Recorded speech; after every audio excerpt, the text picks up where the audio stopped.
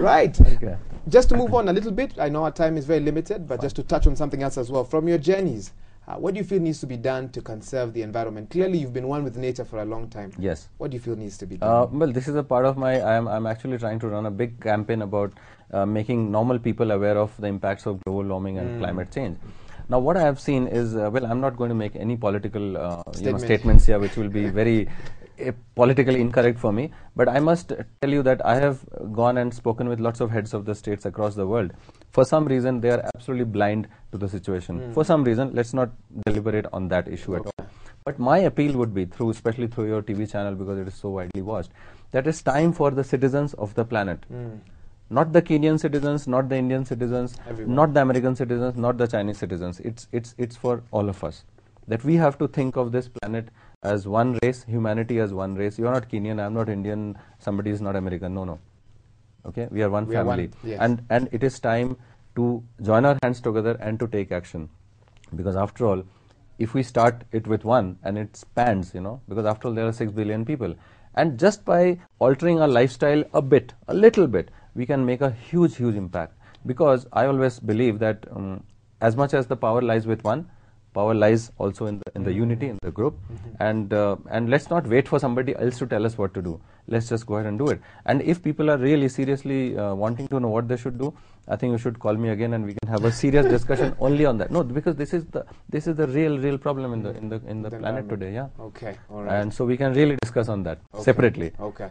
Right. Well, 2011 has started, and many people are facing mountains in their lives.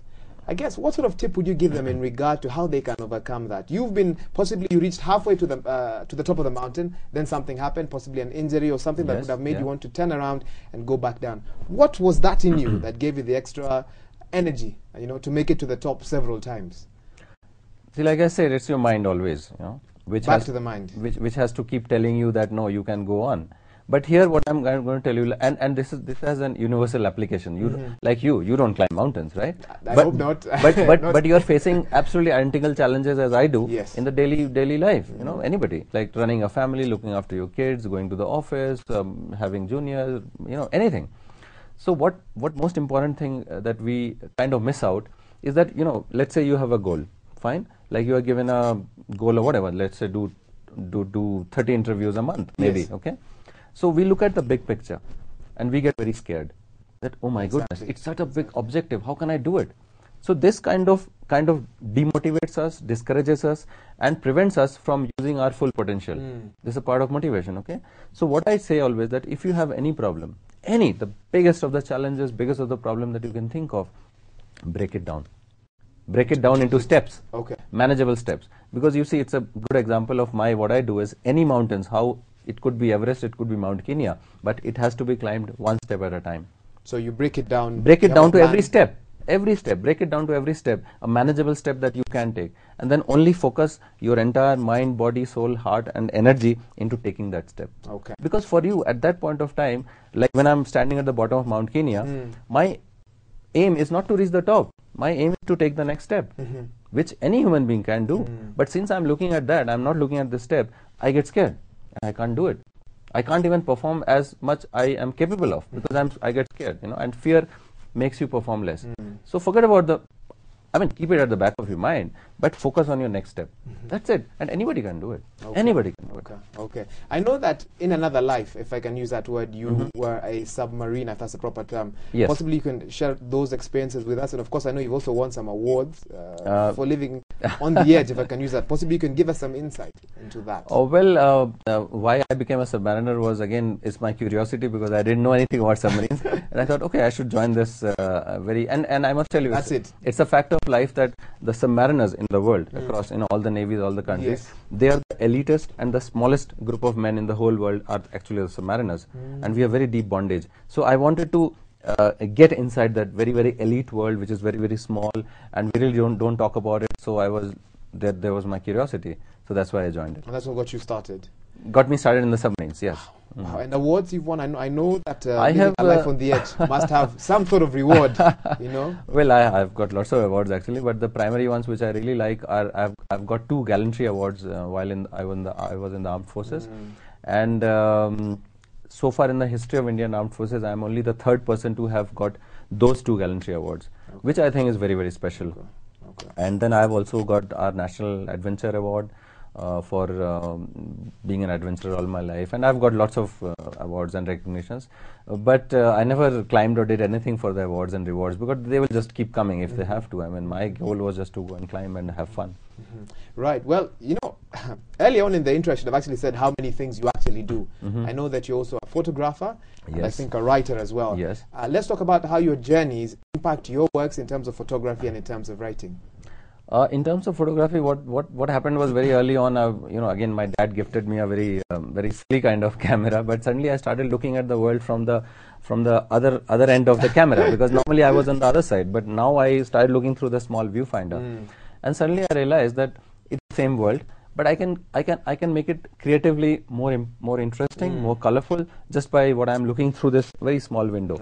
Now this became a challenge for me, and over the years, as I kept on traveling all over the world, I started taking pictures of almost everything. So I really can't say, although I sell most of my pictures which are on landscape and you know, mountain shots, because that's where I spend most of the times.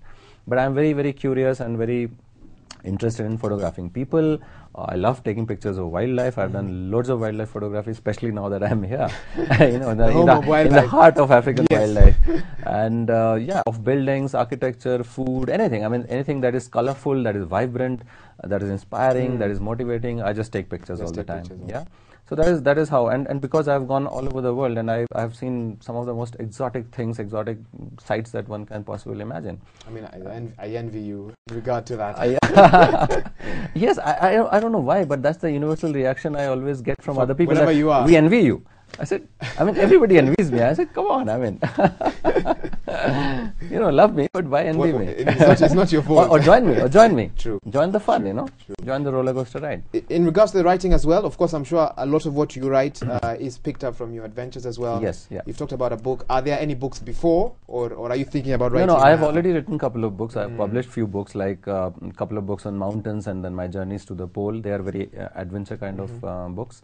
Plus, I've already published one book of, interestingly, crime fiction. They are a collection of detective stories, because I'm also a criminologist. I'm also a criminologist, which I think is not written with you. Been written. No, I don't really talk about it, because then people start talking something else totally. Like, because I used to solve crime cases with the police at once upon a time, and I was so good that I could actually perform autopsies. I could do postmortems on human bodies. I don't believe it. No, it's serious, because I used to do it very, very seriously. But anyways, that's besides the point. And presently, I'm parallelly writing a series of adventure books for specially targeted for children.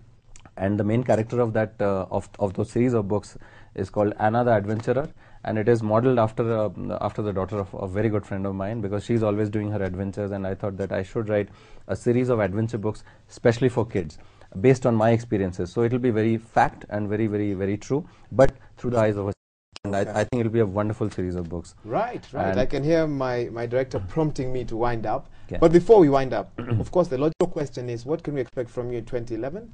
And what word of inspiration can you leave for our viewers? Well, from in 2011, I think my adventure has already begun with Kenya, and it has been a wonderful adventure so far. So you can expect many more adventures, and maybe I'll not survive the year. It could possibly that I'll die within this year. Well, I'd love to do that. So yeah, it'll be full of excitement, a lot of fun, a lot of laughter, and meeting a lot of people. And in terms of leaving your audience with a thought, I mean, I would like to share with them one of my personal quotes, which I say that life is short, no matter how long you live, so live.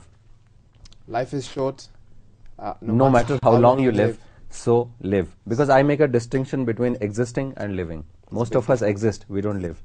So I want you to live. Right. Right. Thank you very much. It's been a pleasure. I actually feel motivated. My pleasure. My pleasure. Motivated right here. Of course, for our viewers at home, if you do want to get some more inspiration and get up close to the man himself, a living legend, Satyabrata Dam, you can check him out tomorrow at the Nairobi National Museum from 7 p.m. That's right. Yes. And of course, remember, tickets are limited, so find your way there and do get yourself a ticket so that you don't miss a seat, even as he shares on his journeys across the world. Stay tuned. Something else after the break.